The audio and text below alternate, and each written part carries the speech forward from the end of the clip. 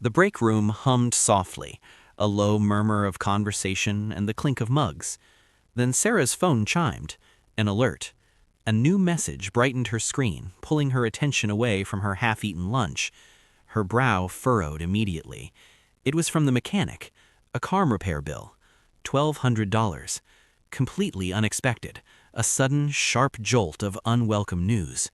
Her shoulders tensed. A ripple of anxiety visibly crossed her face. Across the table, Mark's phone also chimed. He read his identical message.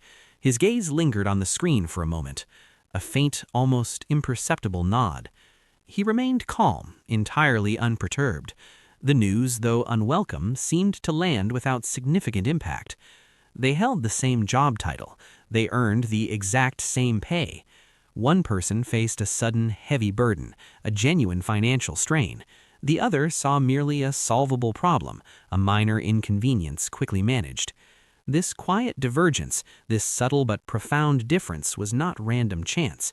It was not about luck or a sudden stroke of fortune. It was something built thoughtfully, over time, a slow, invisible accumulation of small differences in choices. Both Sarah and Mark began their professional journeys together years ago. They started with similar paychecks and shared common ambitions for their careers, for their lives. Their daily lives presented the same rising costs of living. They both experienced the steady, almost relentless increases in rent and groceries. Monthly subscriptions, utilities, and everyday necessities also grew more expensive year by year.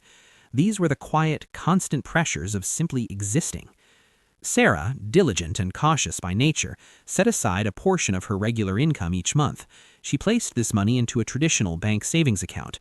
She valued the tangible security, the comforting simplicity of seeing her money accumulate there. Its easy accessibility gave her immense peace of mind. She knew exactly where it was.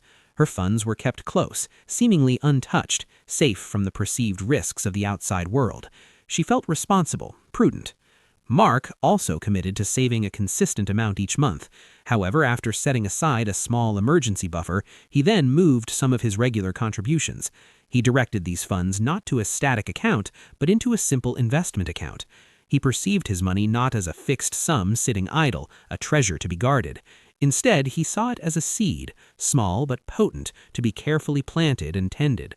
A potential for something more, growing quietly and patiently in the background, out of immediate sight. Life's various expenses are never truly fixed. They possess a subtle, almost imperceptible tendency to drift perpetually upwards. This quiet, persistent upward pull is what we call inflation. It is an invisible force, like a silent current constantly at work in the economy. It diminishes the buying power of every dollar, every pound, every euro, simply by the passage of time. Sarah's carefully saved $1,200 from a few years ago felt substantial when she first set it aside. That same amount now purchases less than it once did. A specific brand of coffee she used to buy, or perhaps the cost of filling her car's tank, has nudged up over time. The actual buying power of her money has quietly, gradually diminished. Her traditional bank account, while secure, offered minimal interest returns. The interest earned barely covered the cost of a daily cup of coffee in a good month, perhaps not even that, depending on the price and the bank. This situation creates a quiet, almost imperceptible erosion.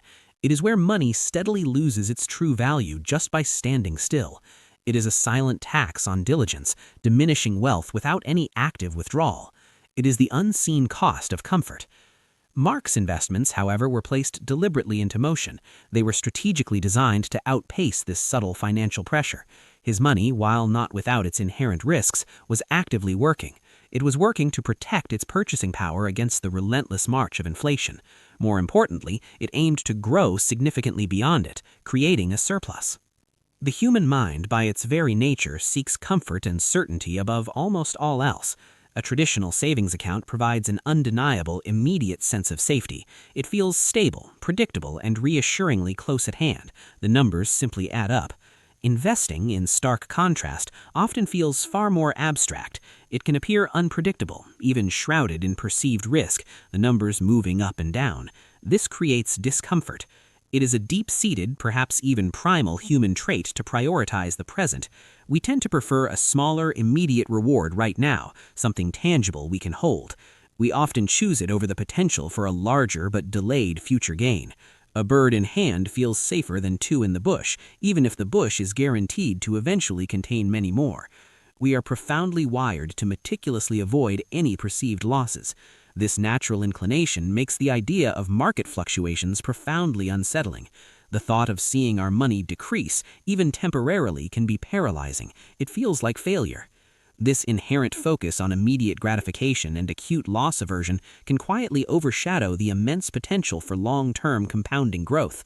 The powerful allure of today's seemingly certain small sum can subtly blind us to tomorrow's quiet, growing abundance. It's a natural inclination, a deep part of our wiring, but one worth observing in ourselves and in others. Sometimes the greatest enemy of future abundance is the comfort of today's certainty. Investing is simply allowing your money to actively participate. It joins in the ongoing growth and innovation of the world around you. It means letting your capital become a part of productive enterprises, of human ingenuity. When your initial sum of money earns returns, that is good, but then those earned returns themselves begin to earn their returns, and those returns earn their returns. This powerful, self-reinforcing cycle is what we call compounding. It is a fundamental force, often described as the eighth wonder of the world by those who understand its quiet power. Imagine it like planting a tiny sapling in fertile ground. You tend to it patiently.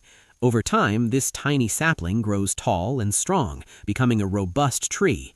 Eventually, this mature tree begins to scatter its own seeds widely, effortlessly, without your constant effort. These new seeds then grow into new trees, multiplying the forest. You didn't plant every single tree, but your initial action led to an exponential expansion.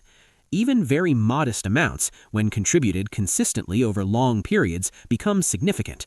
Such steady, disciplined contributions, given enough time, can build truly substantial wealth. Mark understood this quiet yet profound process of compounding. His initial money systematically accumulated new money. This process steadily built a strong foundation of financial resilience. He didn't need to check his balance daily. He simply trusted the quiet work his money was doing. Sarah's money, conversely, remained largely still and inert. It was slowly diminishing in real terms, losing value silently. This happened against the relentless backdrop of rising prices, like sand slowly shifting beneath her feet. Her diligence was real, but her strategy was incomplete.